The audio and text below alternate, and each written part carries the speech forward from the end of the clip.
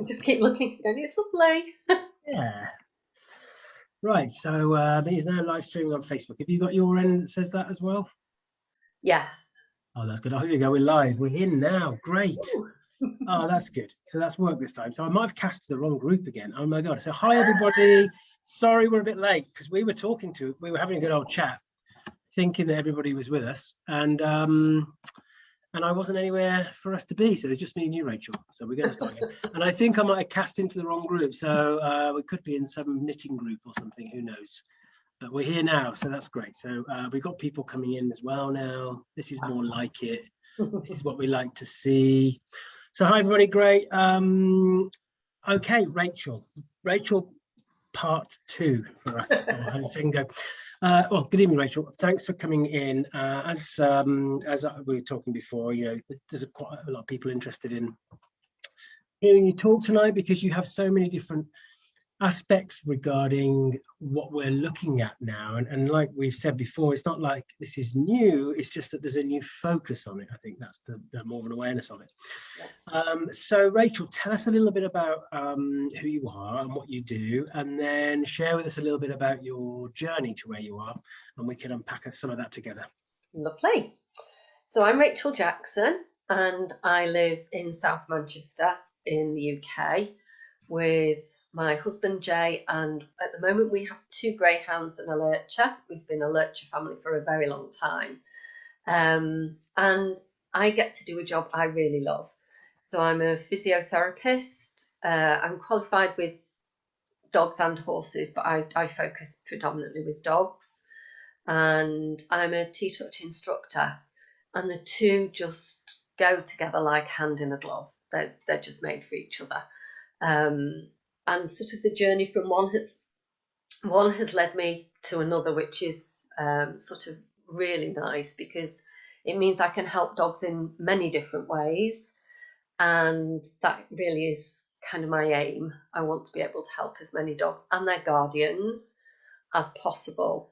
And like many people, my learning started because of one particular dog. In our case, it was a lovely lurcher who came to us at 18 months old called Fionn. And Jay and I had got married and we knew we wanted a dog as our family. We'd both grown up with dogs. I'd grown up with Pomeranians and Yorkie, and Jay had grown up with a boxer. And we kind of went, well, we're not going to have the space and the energy for the boxer. And, maybe not a little fluffy, even though nobody told a Pomeranian they're a little dog, ever. And we were kind of thinking, well, we'll see what the universe brings us. We didn't have any plan. I went to an open day at a rescue at the summer, as you do, and I saw Fionn there and fell in love, but didn't know anything about lurchers. So I came home, did lots of research, wanted to know, if we'd be right for them, because, we tend to look at it, well, I want a dog that can do this and this and this, but actually we need to know what we can offer them and if we're the right fit for them. And yes, actually, we seem to be a good fit. So we went back to the rescue, we walked him a couple of times, and he came home with us. And he was the sweetest natured dog, but he was fearful of other dogs. So we had a dog that was lunging and barking at the end of the lead, and he was quite a big dog. And he was fearful of some men. He was really, really specific. That didn't become as obvious straight away. And I thought, I need to help him. Didn't know how. Because, when you grow up with dogs, they're family dogs, they're not your responsibility. And I thought, I need to do the best for him that I possibly can. So went to training classes, which weren't ideal for him because there were other dogs there. But I'm going back to 1997, 98, and the options were quite limited then. So I was doing lots of reading of my own to see how I could help him. And I had a behaviourist come out and I got a report, and because we'd kind of come to a bit of a plateau. And I thought, nope, still need more help. And I was looking around for someone who could teach me how to really help him. And I was very lucky to be quite close. She's about an hour and 3/4 away, to Sheila Harper, who at the time was Scallywags. I think she's now Sheila Harper Canine Centre. And she introduced me to such a wonderful world of different people. You know, Anna Little Camp with the scent work, Torrid Rugas, you know, such an array that we were blessed to sort of come across, look at enrichment when it really wasn't even a word, you know, and she's amazing. So I did her 2-year dog trainer and behaviour course, the IDTS. And as well as that, Sheila had external people to come in and give additional weekend workshops. And she was running a Tellington TTouch workshop. And I'd never heard of it, but I thought, well, if Sheila's organised it, it's going to be good and it's going to be positive. So I went along and I was fascinated. I just loved the ethos, loved how it was very much dog-centred, looking at each unique individual dog, because even with the same experiences, their emotional responses are very different. So their behaviour is different. And I just thought, yeah, wow, just blew my mind. Came home, and at that time, we just a couple of weeks previously taken on foster 2 older lurchers. So one of them, Freckles, the older one, the vet thought was probably about 11 or 12. The one that they thought was her daughter, probably about 8. And they were both in really poor physical condition and very shut down. Mm. And I decided to do a little bit of an experiment and do just a little bit of TTouch with the older dog, Freckles, who's in poorer condition, lots of muscle atrophy, really found balance hard, couldn't stand still because the balance was so poor, she kind of toppled forward. And beautiful natured girl though. And I just did a few minutes each day, just what I picked up from the weekend workshop. And 2 to 3 weeks later, my mum came and visited and saw Freckles and kind of went, oh, Freckles is looking better, isn't she? There's more of a sheen on her coat. Yes, I think so. And she's standing much better, isn't she? She's got better balance. Yeah, I think so. And there was just, you know, when you live with a dog, it's hard to see the little changes or be absolutely sure that they're there because you see them as often as you do. And it was just good to get somebody else who hadn't seen her for a couple of weeks to have that same viewpoint. And although I'd gone on the workshop predominantly for Finn, the difference it made for Freckles as well in a really short period of time, I thought, that's for me. And I booked on practitioner training. So that was early on in the year, and I booked on the September practitioner training at Tilly Farm. And that was in 2000. So yeah, and I was hooked. So I did that, and I'm now a TTouch instructor, and I just love the ethos and how it helps our dogs. Well, somebody in the group has said, so Anita says, what a synchronicity. Rachel, you've just been mentioned in our chat with some dog trainers here in the US as the best teacher in TTouch in the UK. So there you go. That's very high praise. Thank you. Because very high praise. Fabulous instructors.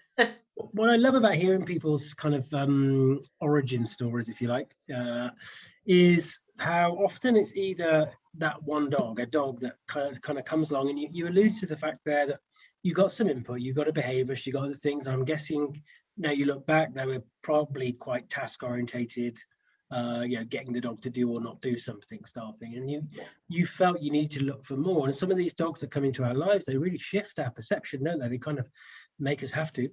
Absolutely.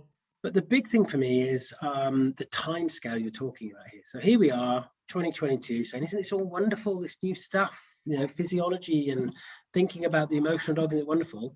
And there was you talking about 1998, 2000, so like 20 years ago. And we've had this information, Sheila especially. Sheila's amazing, and Sheila's obviously had a chat with us in dog centre care quite early on when we kind of first started the conversations. And I think this isn't so much about us finding new stuff, it's about hearing some voices that were there already. Absolutely. And especially the TTouch community, a lot of the things when I give my bits of education, talking about people like I said to you off air about Candace Pert's molecules of emotion. Yeah. Invariably, if somebody says, "Oh, I've read that," they will then say, "Because I learnt about it on my TTouch, or I heard about it from Robin, or whatever it is," you know. So I think that's an important thing for us to recognise, isn't it? About how, sadly, I think some of these conversations in the past have either been dismissed at the worst, or just seen as an add-on. Yeah. Well, that's a nice little thing they're doing there with the TTouch, isn't that lovely? Without thinking it's actually fundamental. Oh, it's at the centre of everything I do with every dog or horse or any species that I get to have the pleasure of meeting. You know, it's about how we are with them. It really is, and our responsibility. You know, when we got when Finn came to live with us, when we adopted him, we weren't sure sort of what type of dog we would fit our world, but also it needed to be important that what we had to offer him was right as well. You know, often people say, well, I'd like a dog that doesn't do this or does do this, or, you know, we've got this long list, but actually it should be both ways. And, you know, Sheila really was the start of my journey, and I'm eternally grateful, because I wouldn't have come across TTouch possibly without her. I wouldn't have learned about Torrid Rugas, all the calming signals, the communication system, everything that Sheila teaches and taught, like you say, way back then. And I think also the fact that we didn't have social media the way that we do now.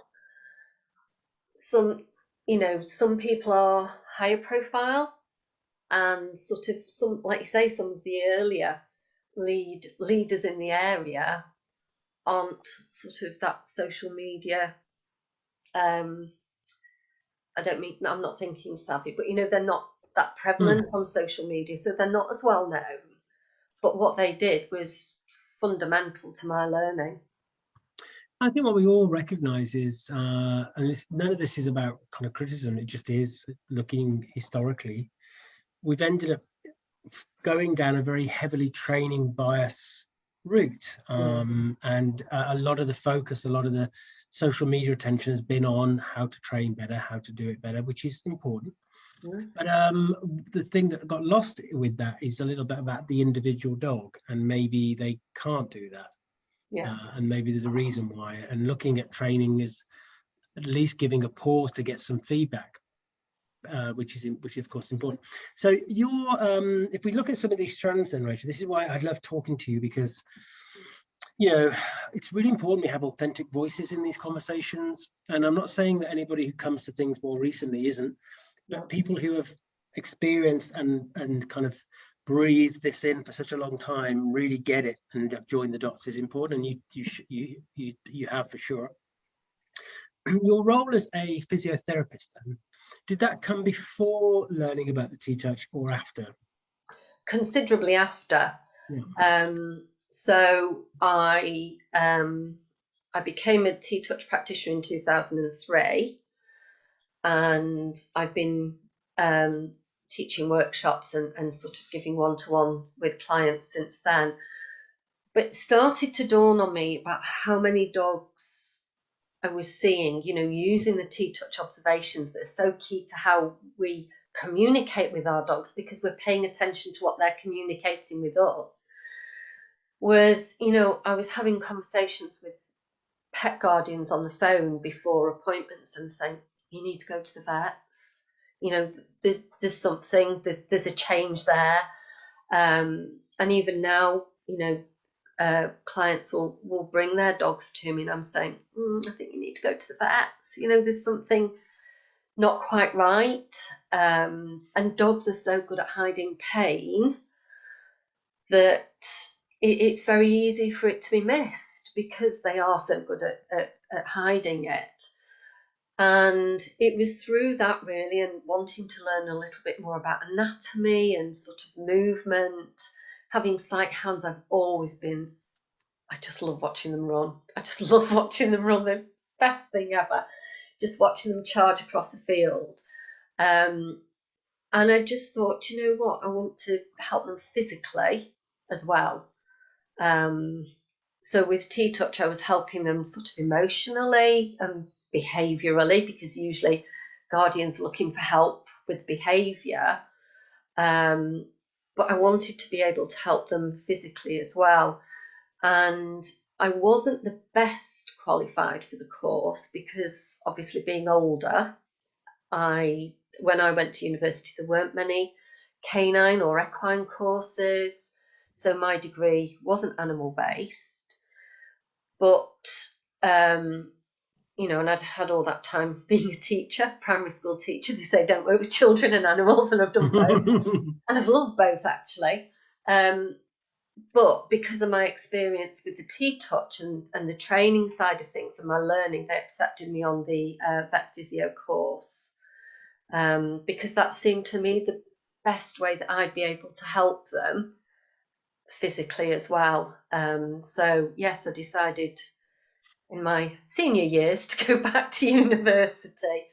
So I think more power to your elbow on that one, and things are so connected. We're going to unpack this a little bit more in a mo and look at the individual strands. But I think, I've got a great physio colleague down here with my in-person practice, and I'd be lost without her. And actually, and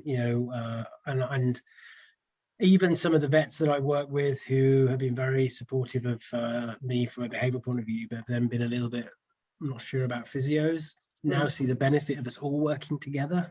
yeah. Because the vets get 10 minutes with a very stressed dog a lot of the time. And also, no disrespect to our vet colleagues, some do have more of an orthopedic bias a little bit.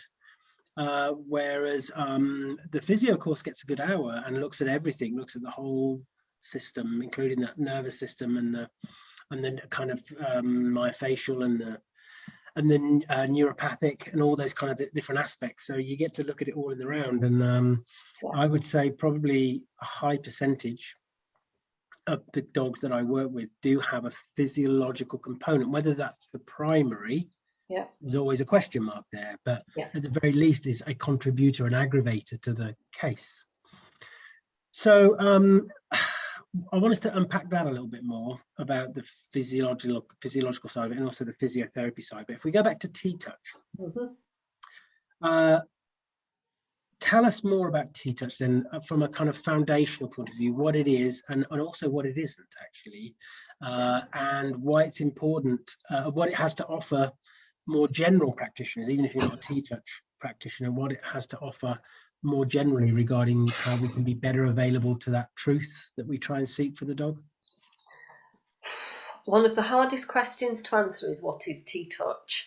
And what I typically do if somebody rings me and says, can you tell me a little bit about TTouch? I say, well, what area are you looking for help with so that you can be more specific? TTouch is such a lovely way of handling dogs, being respectful of them, teaching them body balance and awareness. What a lot of people think TTouch is, because of the word TTouch and TTouches, is the focus is very much on the small movements that we do with the skin. But we've got, to begin with, we've got the observations, and we could talk all day and all night about the observations and the importance of them. But TTouch really is a form of communication, because communication should be two-way. And for a very long time with our dogs, it's been very much one way. We've had the words command, command your dog. It's just the flow. And actually language plays a really important part in how we visualize and think about what we're doing.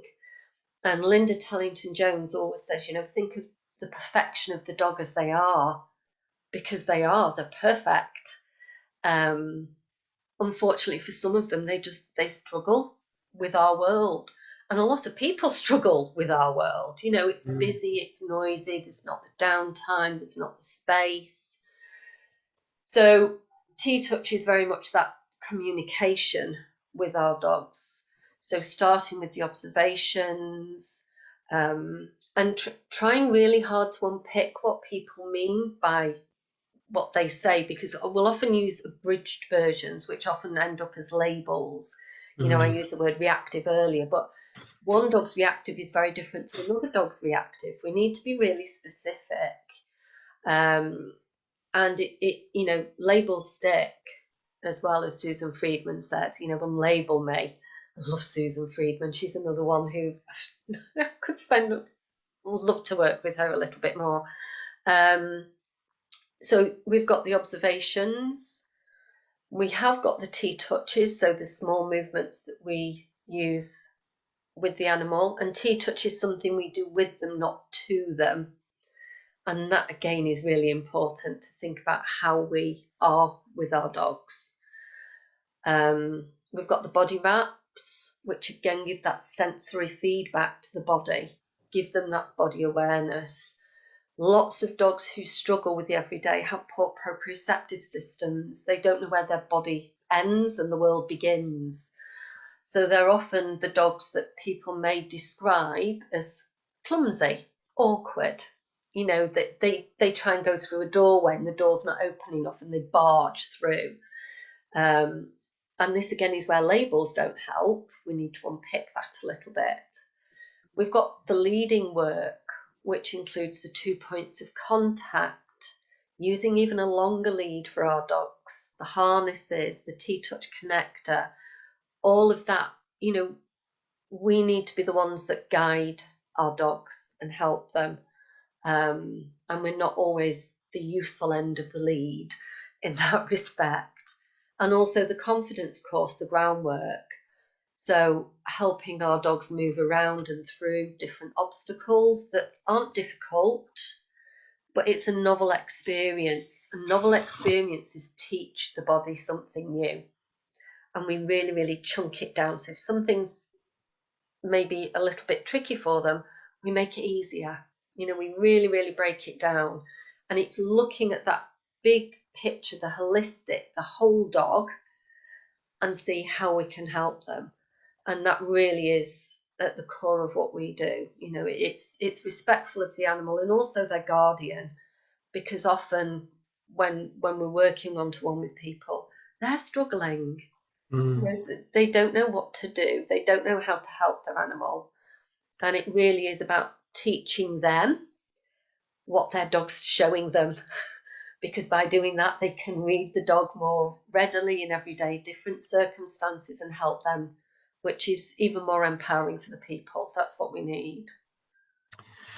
There's in a way, then, when we think about how the different views kind of split away, because the mainstream dog training, regardless of methods or tools, shifted down a route of doing things faster, quicker.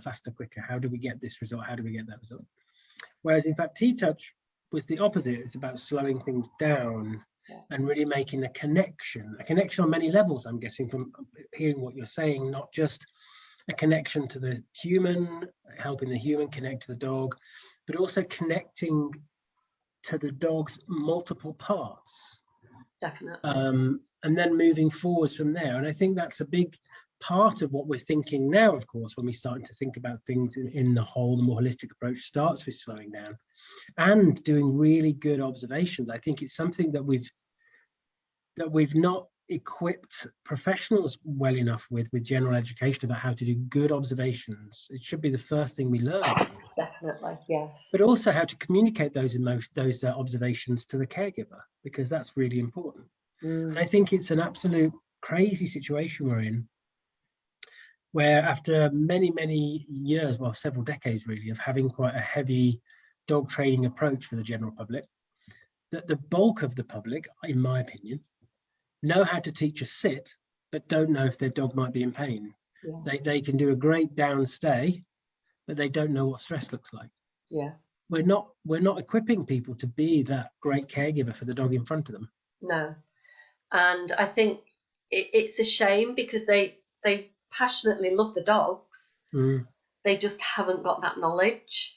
And it's such important knowledge for them because dogs hide pain so well as well, that you're really looking for very subtle signs.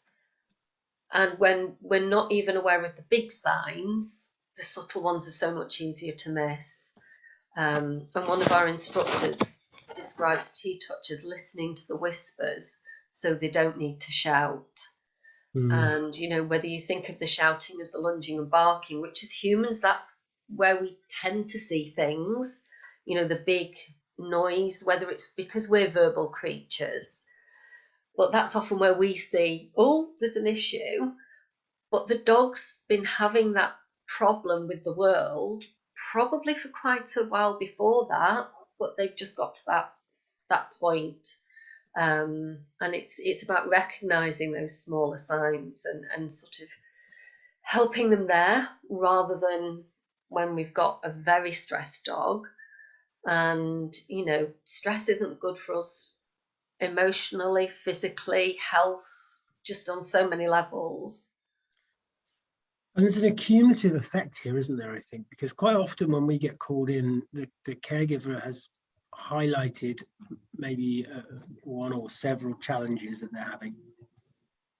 And it's very easy to think about that thing as being the problem. But actually, when you think about it, if you've got a dog who coping quite well, processing quite well, then they're experiencing discomfort, or they have that kind of nervous system dysregulation that's started to happen. They're seeking relief, they're seeking exits, they can't find them, they try and communicate that with the caregiver. Caregiver sees it as a training problem, so they think, well, I've got to get you to, especially because the dominance model is still very prevalent, that everything becomes part of that. Then you end up with a dog who's like, well, I can't communicate, I can't get relief, I haven't got the emotional relevancy with my caregiver. It has all these knock-on effects with trust and relationships, and everything starts to have a bit of a knock-on effect. Yeah. And then we end up with that final output where that dog has snapped at somebody, or is lunging, or is barking, or is doing something.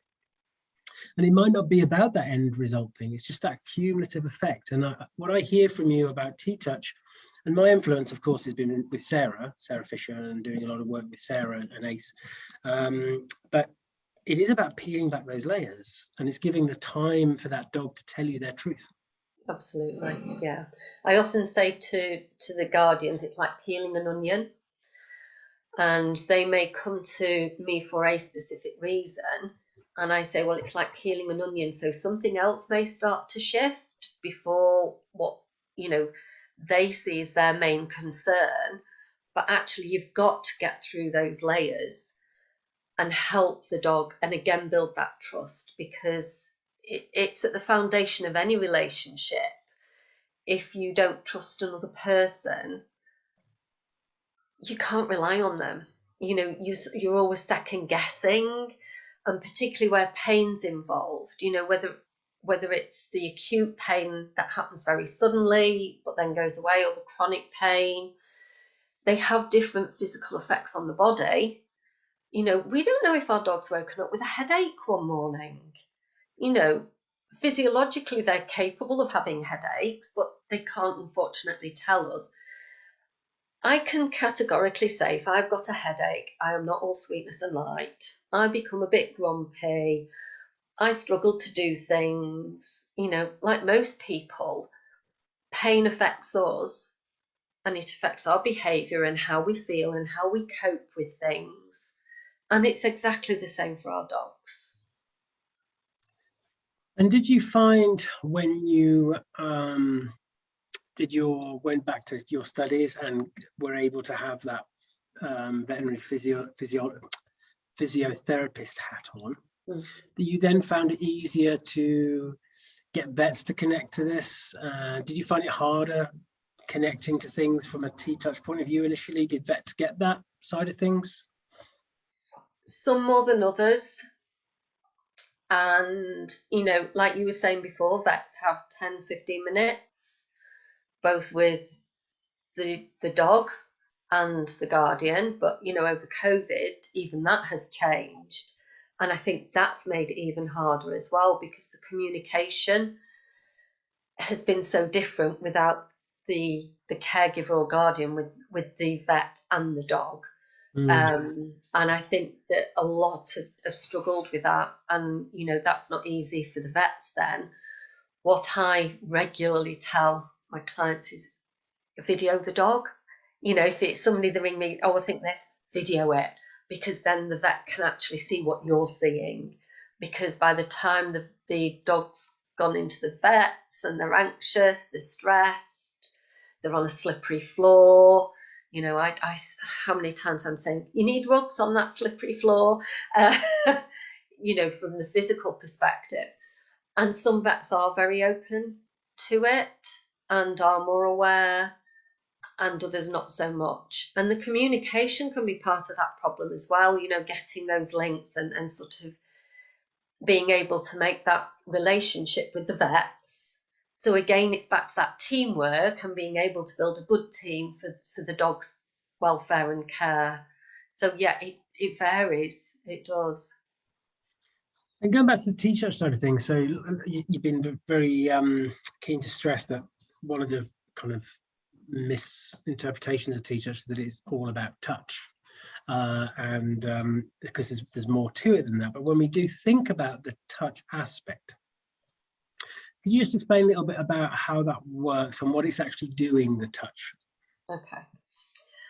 So lots of dogs who are anxious or in pain struggle with contact, which makes sense. And there's different types of pain as well that sometimes means that our dogs don't want that contact. So when I'm working with a dog, I will often teach their person how to do things.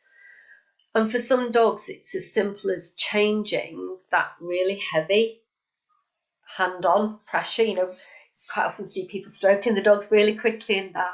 And that often happens if we're talking as well. So the speed can, or, you know, the ruffle of the head.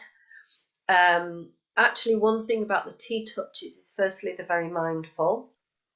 So actually, the movements that we're making really help us make that connection with the dog, as well as giving us that time to observe what they're showing us, give us that feedback, but then also sometimes change what we're doing because of the feedback. You know, sometimes we can look at a dog and, oh yeah, he's not very comfy with that, and we still carry on doing it. Partly because that's our habits. You know, our habits really affect how we are with our dogs. So what might have been fine for a dog we've had previously may not be for the next dog. And this is often, like we were saying earlier, where people start to learn. So what we're doing with the TTouches is we're just moving the skin. It's a really light pressure. Sometimes people think it's massage because it is on the skin. But Linda Tellington-Jones said recently, you know, TTouch is a message, not massage. And it's a message to that communication. So we're moving the skin, and within the skin, there are lots of different receptors. So the skin and the coat, it's the largest organ in the body, and it's one of the most overlooked. You know, we may look at a dog and say, oh, the coat's not looking great. You know, it's a little bit, could be shinier, but we don't pay that much attention to it. When we're moving the skin, there's lots of receptors in the skin which link with the pressure. So the pressure that we use is important. Different textures. So the texture, heat and cold, pain, all these different receptors that are in the skin that we don't even think about, and they're in ours as well. We're actually giving the body information through that process of moving the skin, all these little receptors going ding, ding, ding, ding, ding, and the information goes into the nervous system, up to the brain, and the brain processes it. And then we've got the opposite where it comes down and back as well. So we're really giving the nervous system information about itself, about maybe areas where it's a little bit tense. But if there's an area where they are tense and they're not comfortable with contact, if they give it really subtle, maybe just that little flick of the eyes or a little lip lick, or maybe some dogs just give that tiny little movement away, just that little movement, and you just think, okay, let's go somewhere else, let's change what we're doing. And because we have so many different TTouches and we combine them, it means that we've got lots of different tools in our toolbox. So Robin always says TTouch is written in sand, not stone.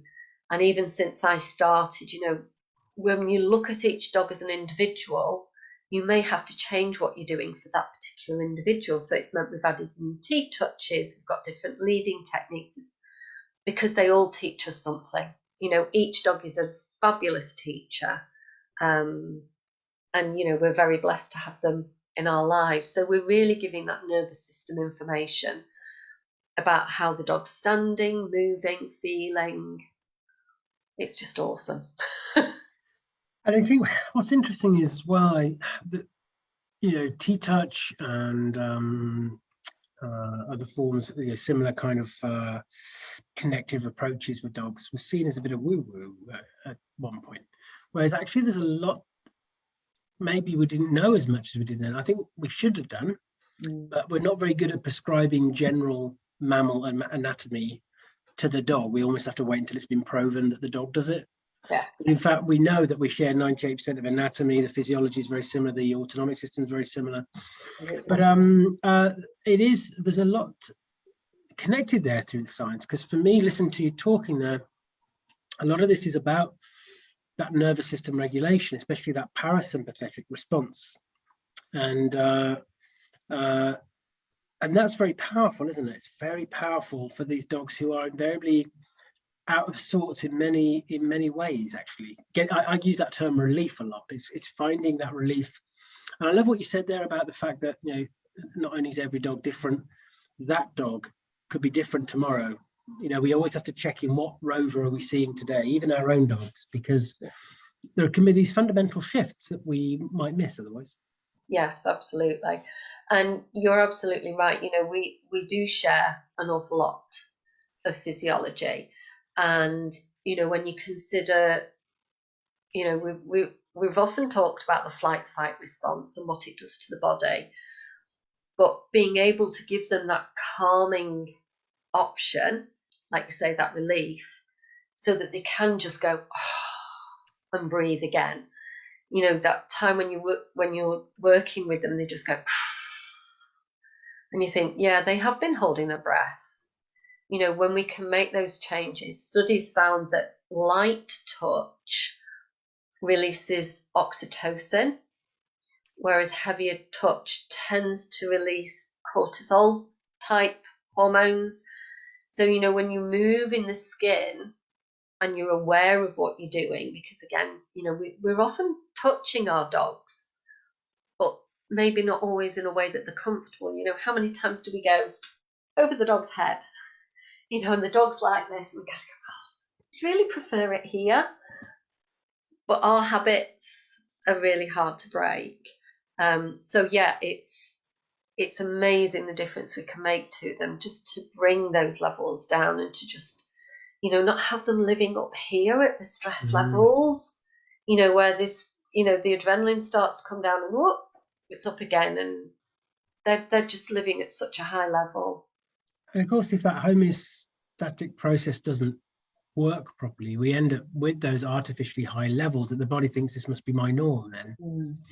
And I can see why this has an impact on the caregiver, because of course, whether you have a dog with challenges or not, especially nowadays, we have a world that is 100 miles an hour, and we don't get a chance to breathe properly. We don't get a chance to get to that nice, well-regulated state a lot of the time.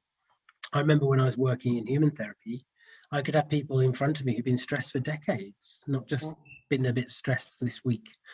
And we come up with all these inappropriate coping strategies to deal with it then. And so you can imagine being in a situation where you're with a professional who's like, we're just going to slow things down. There's no expectations. Do you see how your dog did that? Do you see how the dog did this?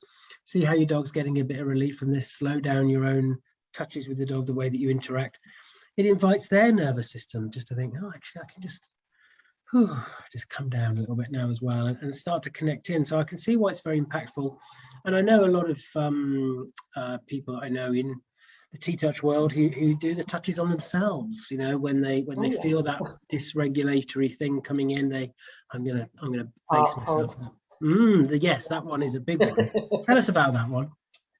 So the heart hook, and I've used it myself, so I'm not really very good at looking after myself, and you know, a lot of people are busy, you know, and there are things that I will, let's put the aloe vera gel on the dog. I don't think to use it on myself. Yeah, you can think, why not?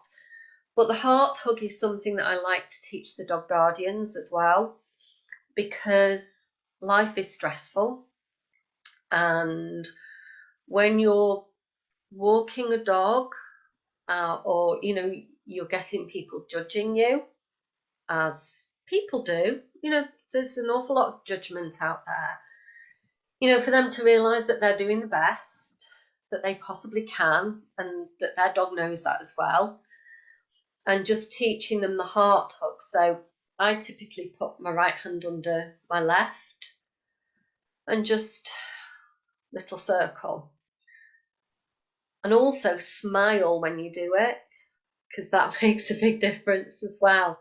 And think about being kind to yourself, because we're frequently really hard on ourselves.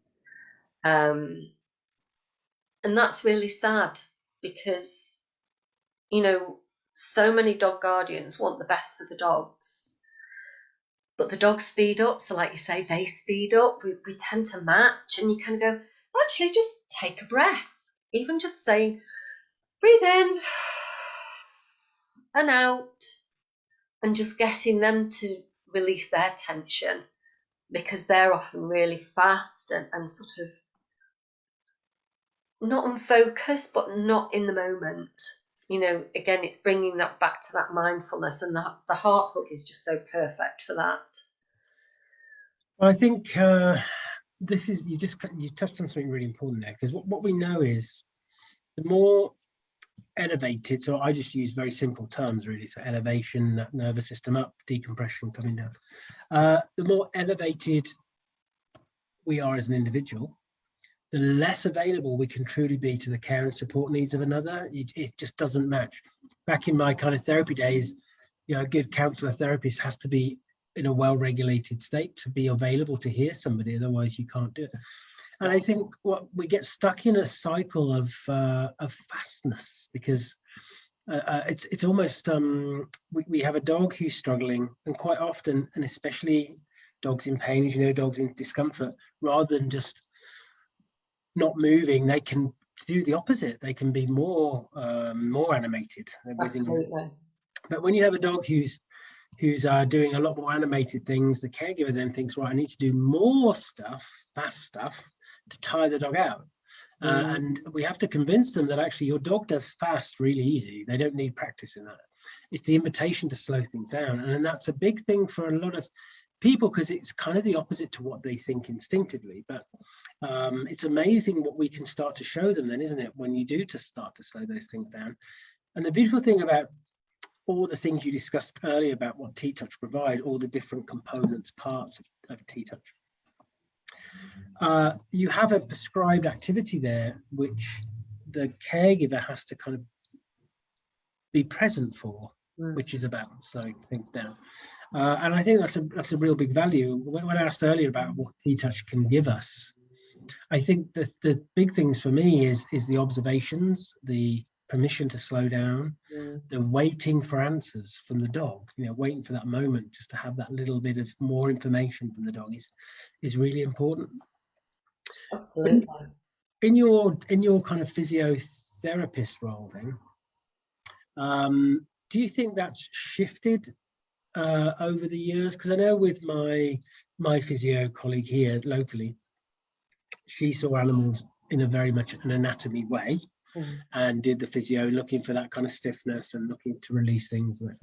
Since working together, I've learned so much from her about that side of things, and from my side of things, she's recognized the huge behavioral connections with things.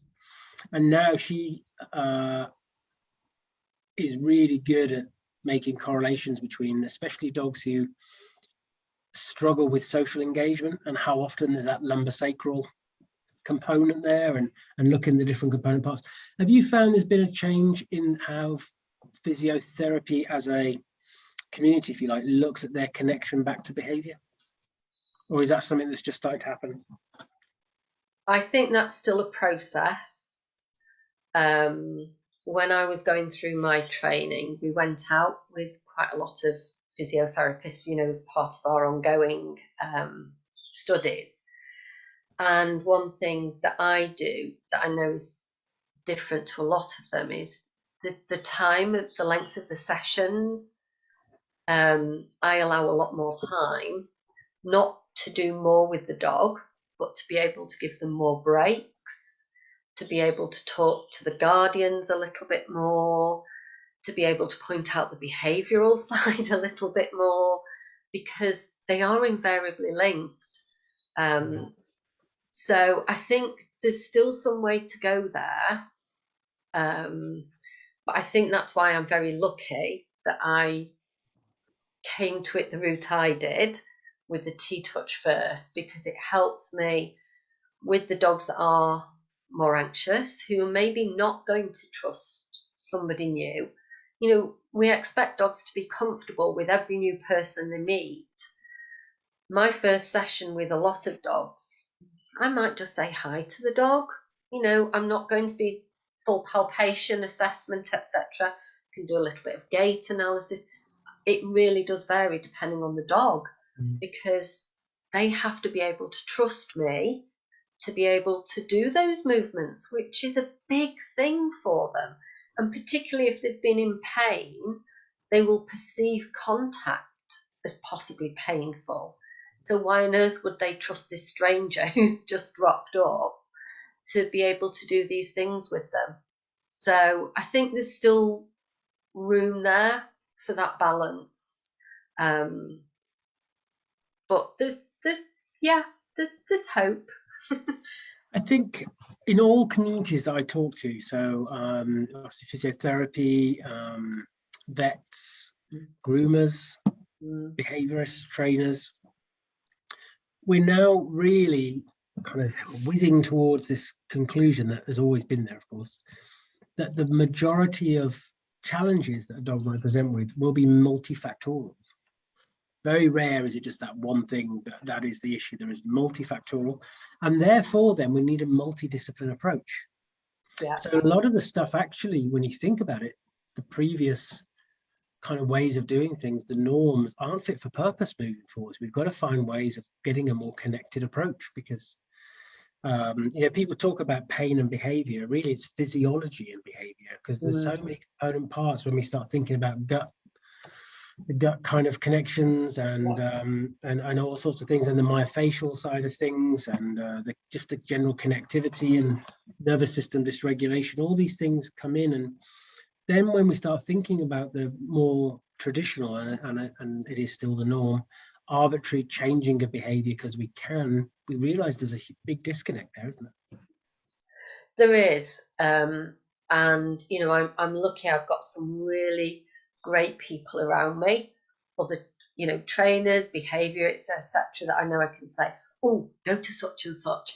You know, it has to be that multidisciplinary team, because as you say, there is never one particular answer for each dog. You've got to look at the whole picture and just do the best that you possibly can, and that can only be done through great communication and building those links with people, and sort of helping the dog in however they need it, because it's going to be a different kind of team that's needed for each dog.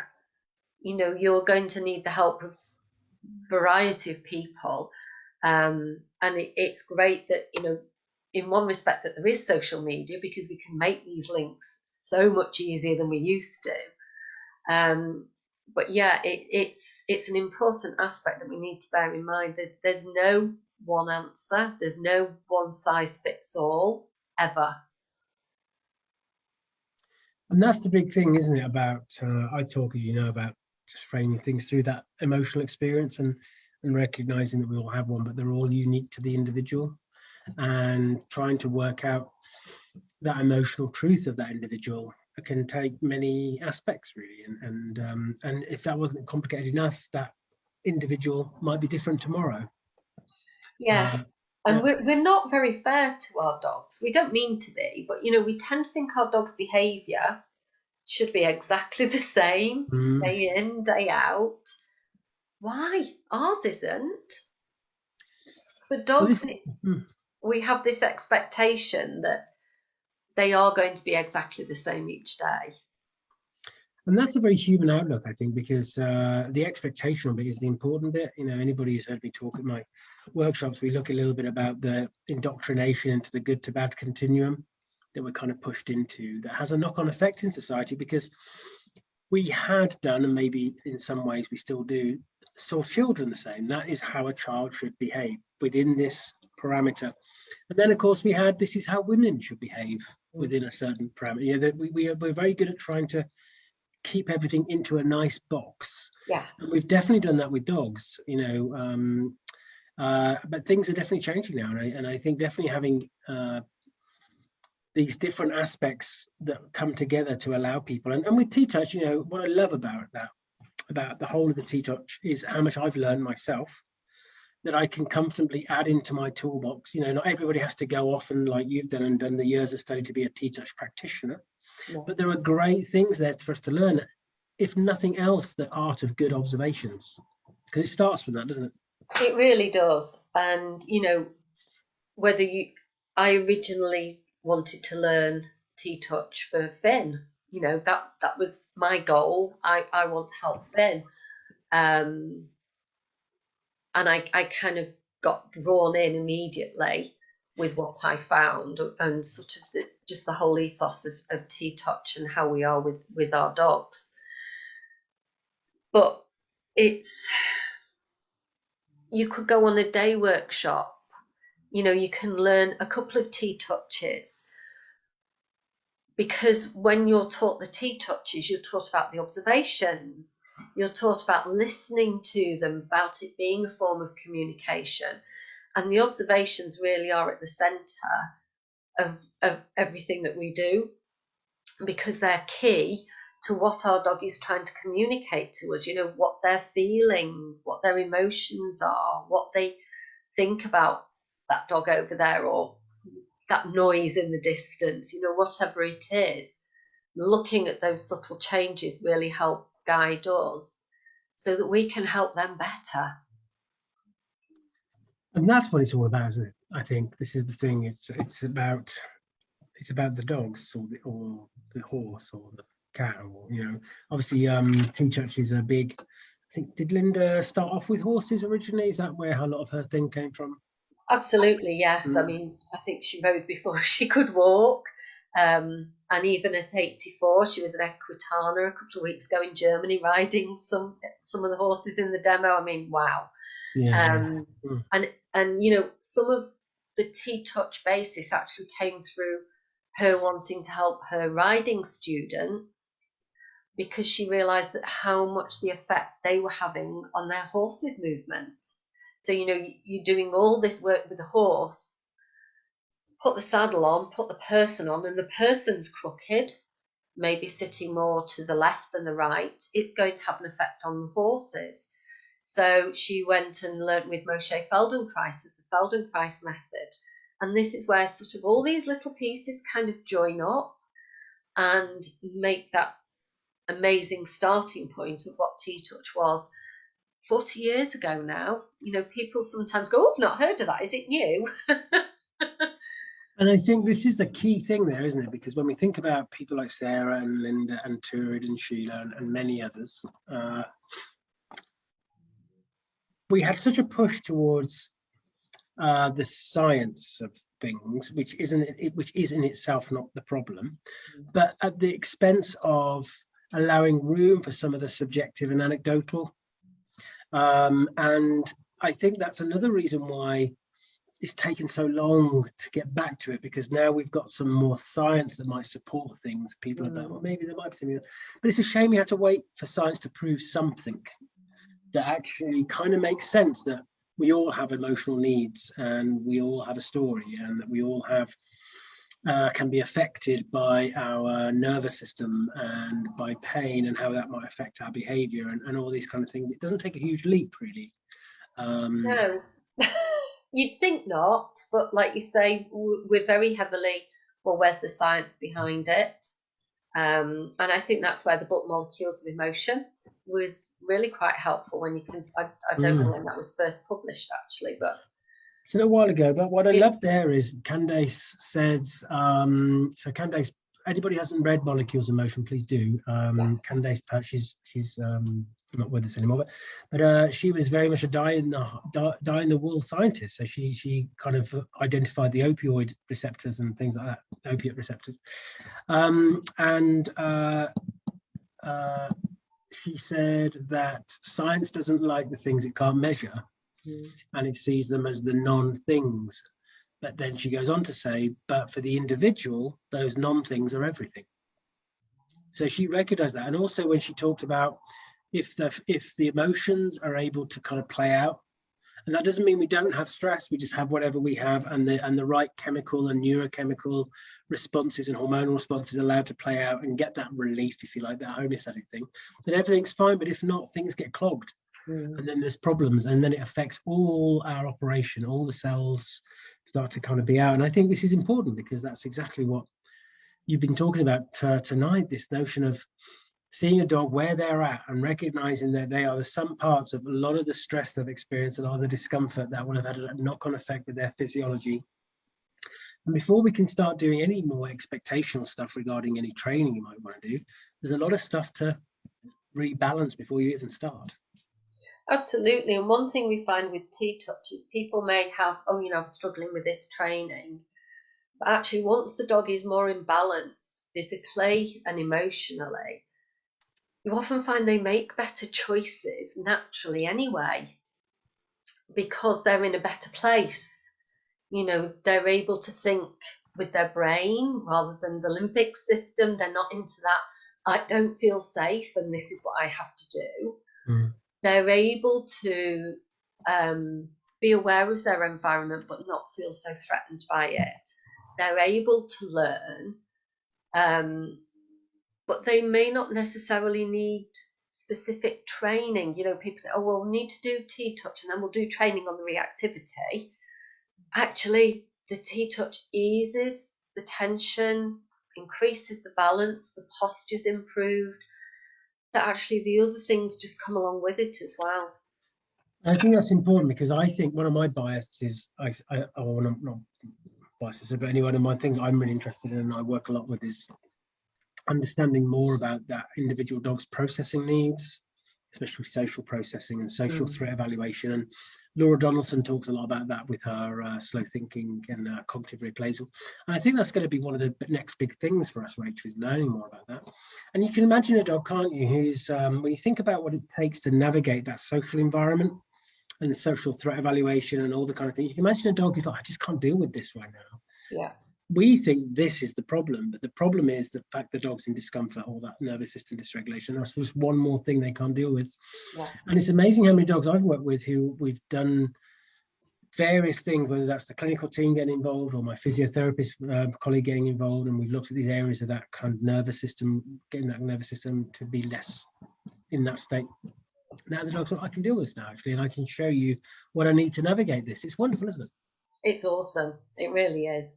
But without knowing that, if you were the trainer, you'd be feeling like you're hitting your head against a brick wall, because you think, well, I'm doing all the counter conditioning stuff, I'm doing all the usual stuff, but I'm not getting anywhere, because that's not the primary for that dog. No. And if you're not dealing with the underlying emotions, that primary issue, then everything else just isn't even there. Well, I knew this is going to be amazing, Rachel, and it has been. Anything you'd like to leave us with before we say goodbye? Gosh, there's a hard one. Just go and spend 5 quiet minutes with your dog. Switch your phone off, switch the telly off, maybe go and sit in the garden. It's quite nice here today. And just go and spend a few minutes with them. And, just have that mindful time. and watch them and observe them, and just they're such awesome beings that, you know, we love them to bits. Sometimes we just need to observe them a little bit more. Isn't that lovely? And I think that the same goes for our family sometimes. You know, my husband and I, we're both very busy. Sometimes it's nice just to be and just connect and not put any expectation on it, just see what you feel. And it's a wonderful thing. Where can people find out more about what you do, Rachel? So they can visit my website, which is wellbalancedanimals-vetphysio.co.uk, or find me on Facebook, which is a bit easier. It's Well Balanced Animals. Because I work both with them physically and behaviourally, I wanted something that covered all of it, and that's why I went with Well Balanced Animals. So come and find me, come and chat, ask me questions. I have to say, you know, you're a great educator, Rachel, and your kind of passion kind of comes through, and I think and I love how accessible you are. That's the kind of thing I've heard from other colleagues as well, and I think that's really great. Just to let people know a couple of things before we finish, a couple of exciting things to announce, really.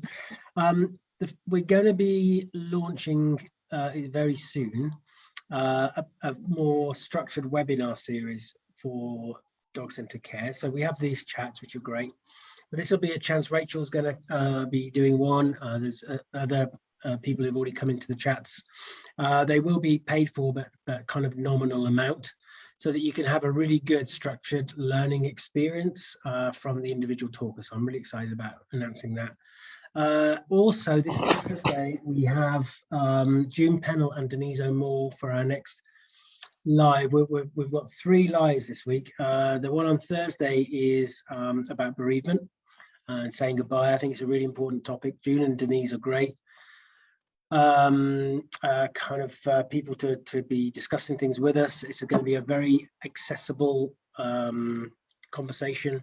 Please, if you've been recently affected by loss, or if there's things that are a little bit raw for you still, then it might be something that you can dip into on replay at another time. Don't feel you have to come along to live, that's for sure. And then this Sunday, this is a good one for you, Rachel. We are going to become horse-centered care. And this is something else quite exciting. So we've got Ruth Evans, Kate Thornton and Jessie Sams coming in to talk about the connections, have a general chat really about some of the similarities between some of the things we've got to start thinking about that we look at in dog-centered care, but within the horse community. And then we're going to be having some horse-related conversations in the group, not with me presenting them because I don't know much about horses. But I think that'll be nice because there is definitely a similarity here in some of the kind of outlook. And then we'll have another announcement about the horse side of things. So those are these things coming up this week. So Denise and June on Thursday discussing bereavement. And then on Sunday evening, we've got the horse chat, horse-centered care for those who have dogs, obviously in the group, but also interested in horses, because there's a lot of discussions going on, isn't there, Rachel, as you know, within the horse community. And there's some things that are similar, but some things I've learned from the ladies that I just talked about that are very different, and our bigger challenges actually there potentially. So a lot of things coming up. And then also remember, next month, Robert Faulkner-Taylor starts his monthly chats with. If you look in the file section, you can see all of Robert's chats from now till Christmas, because Robert is a lot more organized than I am. And who he's going to be speaking to. And Robert's amazing. If you haven't caught Robert Faulkner-Taylor's chat, check out the YouTube channel. Great. There we go, Rachel. Thank you so much for tonight. And I'll make sure we post the links for your Facebook and your website as well. Well, thank you for inviting me. I've had a lovely time. Oh, it's been brilliant. You have a good night, Rachel. Bye, everybody. Thank you. Bye.